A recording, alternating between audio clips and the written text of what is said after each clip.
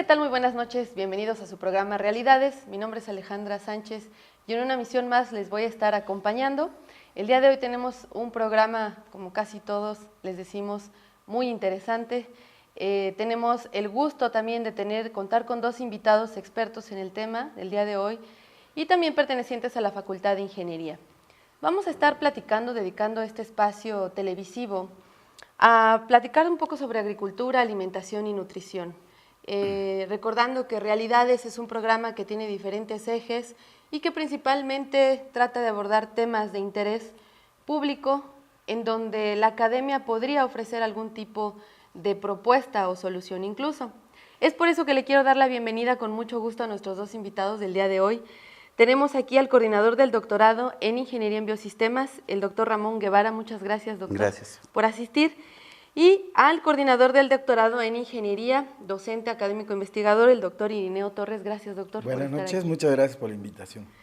Pues entrando en tema, sin más preámbulo, como le platicamos a la gente en un principio, tenemos tres ejes que platicábamos fuera del aire hace un momento, se correlacionan, no se podría pensar en el uno sin el otro, ¿no? Son tres conceptos básicos para el desarrollo de cualquier persona, de un país, de una nación. Agricultura, alimentación y nutrición nos hace pensar, esto es a modo como de preámbulo, en aquellas estadísticas y cifras que nos dicen en los noticiarios sobre que somos un país que alcanza niveles fuertes en problemas de salud crónico-degenerativos, por ejemplo, ¿no? Tenemos el caso de la diabetes, incluso infantil, que es algo que nos ha sorprendido mucho, pero que hemos visto que pocas políticas en torno a esto se han llevado a cabo en los últimos años. Tenemos también un montón de cuestionamientos sobre por qué, siendo el país que se dice, según antropólogos, historiadores, etnólogos, es donde se descubre la semilla del maíz, por poner un ejemplo, estamos importando más del 60% entre este y otros muchos alimentos. Hablamos del maíz porque es de nuestros favoritos, ¿no? De los consentidos para la canasta básica del pueblo mexicano. Y yo creo que como esto, ustedes nos ayudarán a ver desde otras aristas una problemática que se entrelaza y que lamentablemente para la Organización Mundial de la Salud, creamos o no, a lo mejor en lo que esta organización nos pueda decir en cuanto a cifras, estamos siendo uno de los países más desnutridos también a nivel mundial. Con este pequeño preámbulo me gustaría cederles la palabra, doctores, no sé quién gusta iniciar, para platicar un poco sobre esto. Bien, cuando nosotros hablamos de agricultura, en la civilización actual humana, es el punto de partida de la misma. Se estima que hace 10,000 años el descubrimiento de la agricultura y la ganadería dio paso a un cambio trascendental en la humanidad de ser nómada, recolectora, pescadores, cazadores, a convertirse en sedentarios que ahora dio paso al desarrollo de ciudades, a estados. Entonces, la agricultura desde ese punto de vista es absolutamente importante. Lógicamente, para el funcionamiento de una sociedad, para el funcionamiento en un estado, la agricultura tiene que estar perfectamente estructurada. Cada estado tiene que tener garantía de producir sus alimentos básicos y esenciales. De no ser así, siempre corre el riesgo de crisis cuando las decisiones de lo que va a comer en términos de cantidades y calidades se toman en otras latitudes, es un estado que puede estar en sujeción. Nosotros hasta mediados de los 60 éramos no solamente autosuficientes, cuando digo nosotros me refiero a México, a los Estados Unidos mexicanos. Éramos autosuficientes, más aún, exportábamos poco más del 20% de lo que se producía. ¿Qué ha pasado? ¿Qué pasó en este tiempo? Cambiaron, como muy atinadamente señalaste, las políticas. Las políticas que en lo esencial y que para dominio de todo el público que nos hace el favor de escucharnos y de vernos, se refieren a las políticas que daban un entramado de apoyo total a la producción que era prioritaria para la alimentación de México, es decir, a la producción de maíz, a la producción de frijol, de calabaza, de chayotes, de aguacates, de aquello que forma parte de la dieta esencial de la población en México. ¿Por qué? Se buscó en aquel entonces, se dijo, privilegiar un esfuerzo para desarrollar la industria, que ya para entonces tenía primordios importantes, pero era necesario reforzar, potenciar su desarrollo. No, por lo menos ese fue el argumento. La realidad es que esas políticas, por las razones que sean, no cuajaron. Y ya en el periodo salinista, finalmente lo que se hizo fue desmantelar todo el entramado que se tenía de apoyo, sobre todo a los ejidos. Se dijo por, entre otras cosas, ineficiencia, corrupción y demás. La verdad es que allí hay un juicio finalista y una decisión, desde mi punto de vista, equivocada. Pues si te duele la cabeza, no te la cortas, te la curas. Claro. Si había un problema de ineficiencia y de corrupción, había que enfrentarlo, pero había seguramente pues, otros puntos de vista que prevalecieron y así cayó todos y cada uno de los aspectos que se apoyaba a la agricultura. El crédito, la extensión, la producción de semillas, la producción de fertilizantes, la producción de insumos, una tecnología nacional que tenía que ser evaluada, producida en México y aceptada por los productores para que éste fuera susceptible de crédito. O sea, éramos autosuficientes con nuestra tecnología. Yo les puedo decir ahorita, porque conozco, que la tecnología nacional es suficiente para producir con exceso lo que nosotros necesitamos en México. Desde que se dio el cambio de políticas, se ha buscado potenciar la siembra de productos que nos hacen ser competitivos en el mercado. Nadie puede cuestionar que eso es bueno, pero a costa de los apoyos que deberían haberse dado para evitar que los alimentos que conforman nuestra canasta básica fueran importados. Es decir, no estoy hablando totalmente de sustitución de importaciones, estoy hablando de balances, de equilibrios para garantizar la soberanía alimentaria de nuestro país.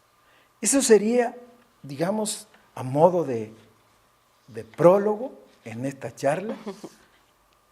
La otra situación, pues tendría que ver realmente que la gente sepa qué es, en palabras sencillas, la agricultura. Tenemos, como decía usted, hay muchas cifras, ¿no? Y las cifras están ahí. A veces a la gente que nos mira también le gusta escuchar algunas cosas. Encontramos, previo a este programa, que entre el 85 y el 2011 se dejaron de sembrar 2.5 millones de hectáreas, lo que a su vez genera también que la importación de comestibles, lo que decía, sea mayor. Estamos hablando primeramente de agricultura. Doctor, también ahorita le damos la palabra, pero esta pregunta iría para los dos. ¿Consideran que, hablando también de las políticas, en el periodo del Tratado de Libre Comercio, que es en donde se abre, ¿no?, las puertas, hay un parteaguas? O sea, ¿sí es un punto de quiebre para la agricultura en nuestro país? No sé si quieres comentar algo, pero... Sí, si quieres que empiece. Bueno, aquí el punto es que a mí me parece que el Tratado de Libre Comercio fue una especie de corolario. Las cuestiones se venían castigando, las instituciones de apoyo al campo se empezaron a castigar a partir del periodo de Miguel de la Madrid. Y posteriormente se devino en una reforma incluso constitucional del artículo 27 sobre la propiedad de la tierra, que hacía a los agricultores, a los ejidatarios, propietarios y por lo tanto dueños con capacidad para vender esa tierra que en un momento dado la habían adquirido en un marco político diferente. La idea era que esto generara grandes fincas para producir. Los resultados fue que no se dieron. Ahora, el hecho de que se haya dejado de sembrar o se haya habido sustitución en esas casi 3 millones de hectáreas, pudiera no ser significativo, pero nuestra superficie agrícola, nuestro horizonte agrícola es de 20 millones de hectáreas. ¿Verdad? Sin embargo, y en ese marco pareciera no ser mucho. Pero cuando hablamos de que esa sustitución se dio justamente en las mejores tierras y en la de superficie dominada de riego, pues fue significativo, porque nuestros mejores terrenos y la mejor dotación de agua fue para producir esos alimentos que se exportan. Y eso incluso lo vemos algunos como pipeteo del agua. Finalmente la mejor producción que se lleva la mayor cantidad de agua, pues se va allende las fronteras, ¿no? Entonces, sí, efectivamente hubo un cambio ahí, y que el Tratado de Libre Comercio, habría que decir que en algunas áreas, en el aspecto de agricultura, se asumió con una irresponsabilidad total. A mí me tocó estar en una mesa de negociación dentro del área de sanidad vegetal, en la Mesa de México, y estando del otro lado APHIS, que es la oficina análoga de México en el tema de sanidad vegetal. Había mucho más pudor en ellos para plantear las políticas de cambio que en nuestra gente. Y un ejemplo lo da esta anécdota.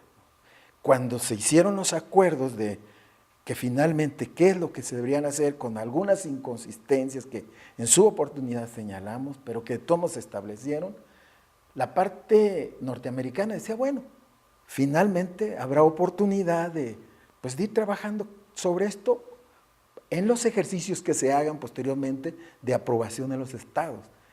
Y en ese momento, quien conducía las negociaciones de nuestra parte, dijo, no hay necesidad, ya está la decisión tomada. De una vez. Entonces, hubo muchas cosas en las que realmente no encuentro la razón por las cuales se descuidó esos aspectos.